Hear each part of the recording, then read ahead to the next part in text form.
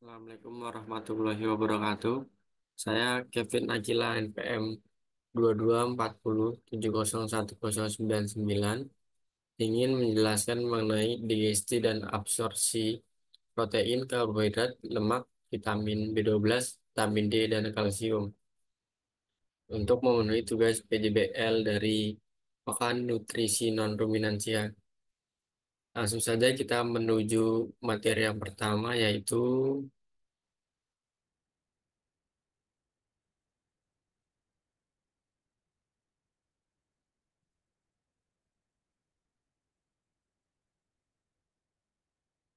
pertama ada karbohidrat.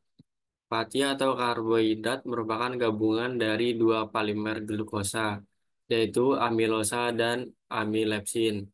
Secara sederhana, pencernaan pati dimulai dari mulut dengan pencernaan fisik dan kimia, mastikasi, maupun enzim amilase. Pati tersebut akan terhidrolisis dengan ikatan Pi1 sampai 4 glukosida. Setelah itu, pati disalurkan ke lambung untuk dipecah menjadi oligosakarida dan polisakarida.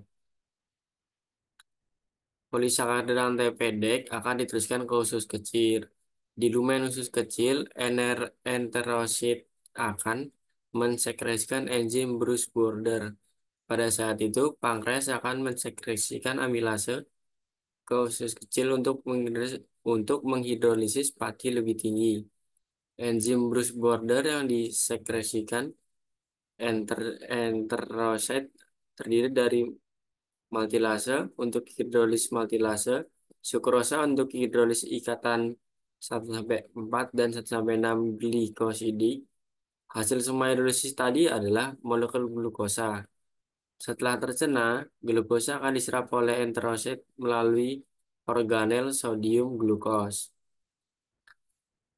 Organel sodium glucose link transporter atau SELT bersama dengan ion sodium Na+.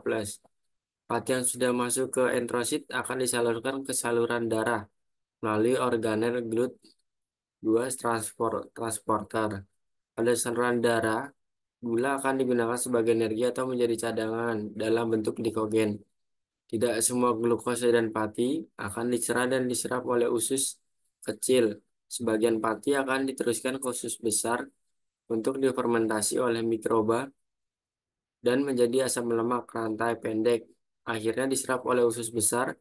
Sisa pati yang separuhnya tidak tercerna akan dijadikan feses. Lanjut ke materi berikutnya, ada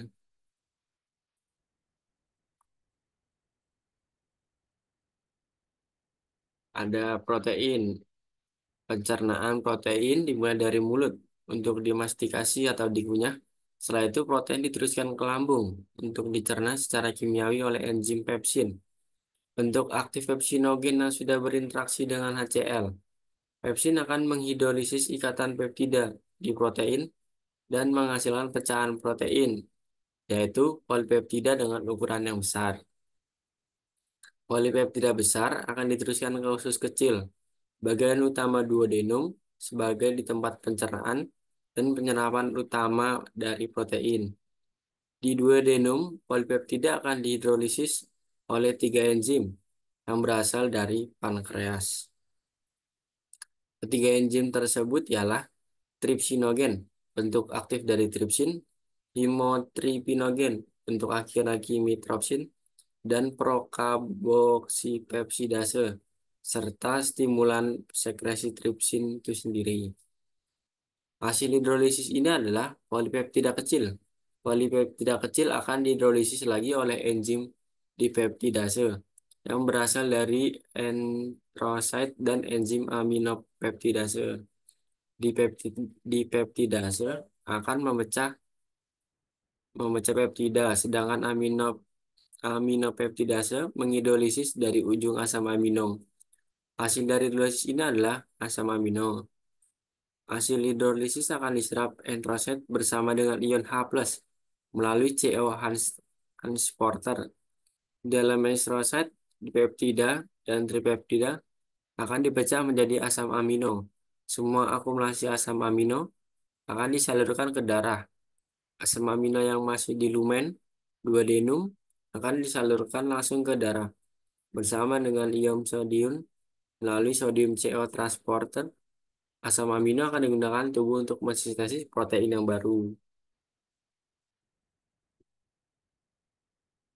Berikut penjelasan protein. Lanjut ke penjelasan selanjutnya, yaitu penjelasan selanjutnya lipid, digesti lipid, dan absorpsi.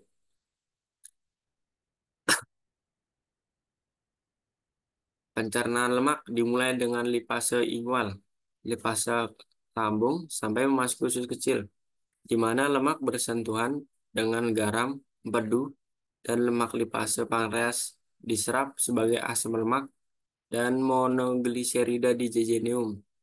Garam empedu didaur ulang melalui sirkulasi hepatik anterior lemak, dikemas sebagai kilomikron di usus kecil sebelum diangkut melalui limfatik ke dalam sirkulasi umum.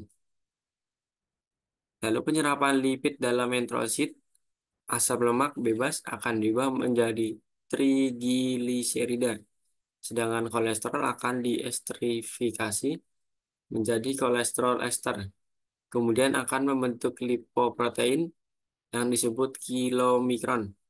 Kilomikron diakumulasi di Chavartus Golgi dan disekresikan ke sisi lateral enterosit, masuk ke saluran lim, dan akhirnya melalui ductus tarachicus akan masuk ke dalam aliran darah. Trigliserida dalam kelimokron akan dehidrasi oleh enzim lipoprotein lipase. Asam lemak bebas dilepaskan diambil oleh miosit dan adiposit, dioksidasi untuk menghasilkan energi, direstifikasi, dan disimpan sebagai trigliserida dalam jaringan adipasa. Bila asam lemak bebas terdapat dalam jumlah besar, sebagian akan diambil oleh hati menjadi bahan pembentuk trigliserida. Seperti itu penjelasan lipid, digesti, dan absorpsi.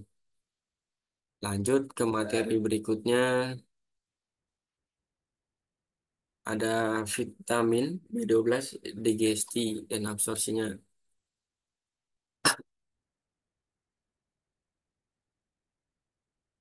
Vitamin B12 ini berasal dari makanan, akan masuk ke protein saliva, yaitu haprokomtin. Kemudian masuk ke lambung. Pamarsal sel akan memproduksi HCl. Shift HCl, shift, maaf, shift sel sekresi peptogen yang menjadi pepsin karena ada HCl.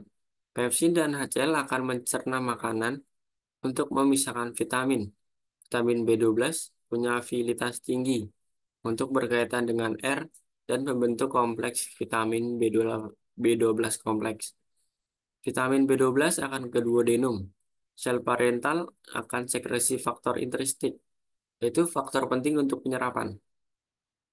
Pankreas akan sekresi amilase, lipase, dan protease. Protease, protease akan memecah R dan vitamin B12 akan berikatan dengan faktor intristik. Kemudian akan berjalan hingga ileum. Dalam ileum ada reseptor untuk faktor intristik. Dalam ileum vitamin B12, faktor intristik akan berikatan dengan reseptor. Faktor intristik yang ada di misal sel akan menjadi endos ketika penyerapan vitamin B12 itu sendiri. Tadi penjelasan mengenai vitamin B12 dan absorpsinya. Sekarang lanjut ke materi yang terakhir, yaitu vitamin D, kalsium, dan absorpsi. Vitamin D ini bisa berasal dari makanan atau dari produksi kulit dalam bentuk koleksiferol atau vitamin B13. Koleksiferol belum dalam bentuk aktif. Untuk mengaktifkan, yaitu koleksiferol akan menuju hati dan dibentuk menjadi kalsifediol. Kemudian ke ginjal yang akan dibentuk menjadi bentuk aktif kalsitriol. Kalsium membutuhkan kalsium untuk penyerapan. Kalsium masuk ke lumen, khusus dengan transporter kalsium dan mengikat protein di sitosol atau kalbidin. Kalsium dapat masuk ke tempat masuk atau berlawanan, sehingga dapat dipompa keluar dari tempat masuk ke aliran darah dengan kalsium pompa, yaitu bergantung pada ATP. Protein yang berikatan yaitu reseptor vitamin D atau reseptor kalsitriol. Reseptor merupakan faktor transkripsi dan akan berikatan dengan reseptor nukleoid. Kalsirol akan masuk ke nukleus dan akan mengaktifkan program genetik.